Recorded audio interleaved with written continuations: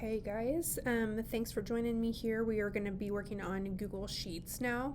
So we just did some tutorials for Excel, but if your district prefers Google Sheets or if you personally prefer Google Sheets, we're going to go over the same process using this. Very, very similar process, just a couple things that are different. So first you're going to open up a new sheet and you're going to want to title it. So for ease, I'm just going to put data here. So first, just like on the last one, we are going to graph our ABC data first, antecedents. I'm going to rename my tab, just like on the last part, ABCA. And then we're going to start putting in our information again. So we are going to go to cell A1, and it's going to be date.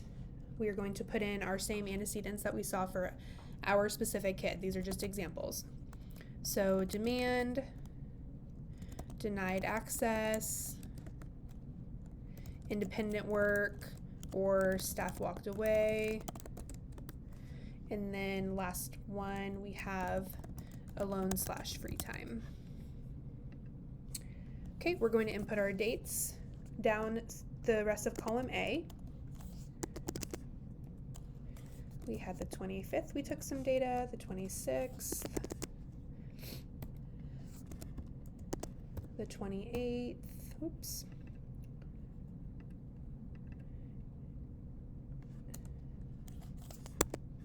And guys, sometimes like you can just see that I just messed up. This doesn't affect anything. For some reason, if you type in a date and don't put the year, it won't let you change it, but it's still the same, so don't worry about that.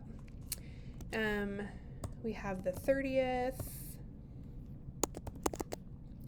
and then we have the 31st. Okay, so we're going to start inputting some of our numbers. So again, from our ABC data, we have calculated and looked at percentages now at this point. So we have demand on the 25th was the antecedent to behavior 80% of the time, 71% of the time on the 26th, then 92, 78, and 82.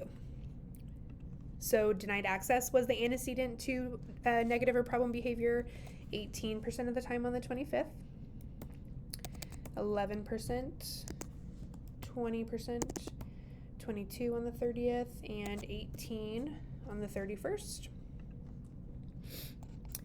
Independent work or staff walked away on the 25th was 70%, 66%, 78, 81, and 80. And then again, alone or free time was 0 for all of these dates. Okay, so we are going to, just like on Excel, click and drag to highlight our information here. And then on Google Sheets, you are still going to go to Insert. And then this one, you're going to click on Chart. So again, it creates a beautiful graph here. I'm just going to move it a little bit. Okay, so for this one, it's just a little bit different how you edit it, okay? So first up, we are going to go to Customize. And here, guys, before I do that, I guess, if for some reason it populates a different chart, for right here, you'll just go to Chart Type and change it to Line. Sometimes it will try to auto-populate what it thinks is going to be best for your data. But just like we discussed in our phase meeting, we really want to use line graphs as much as we can when we're looking at behavior. So if for some reason it populates a different chart, just go right here to Chart Type and change this to Line Chart. It's just a little drop-down menu. Okay, so we're going to go to Customize, Chart Title, and Axis Titles. So first we're going to change our chart title. So you're just going to leave that there. We will highlight and delete this. So for this one, we are going to put ABC antecedents. Okay. We're going to leave that. Then we're going to go to horizontal axis title. And it already has date in there, which is beautiful. So we can go to vertical axis title. And for this one, we can put antecedent percentage.